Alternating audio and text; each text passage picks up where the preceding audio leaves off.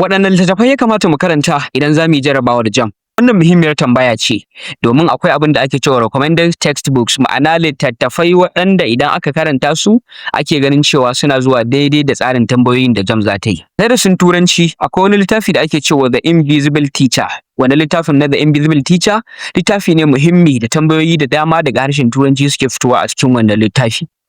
Sai kuma darasin Chemistry. Akwai wani littafi da ake cewa Lamlat Chemistry. Lamlat Chemistry. Darasin Physics kuwa akwai wani littafi na PNOKK mai suna JAMB Series. PNOKK and JAMB Series. Sai a darasin Biology akwai wani littafi mai suna The Explicit Biology.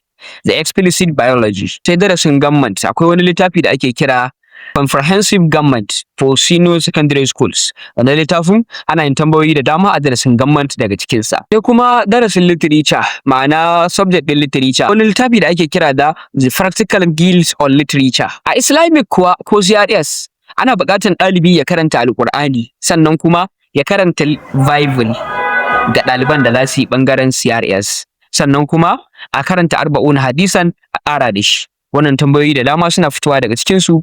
Allah ya ba mu sa'a.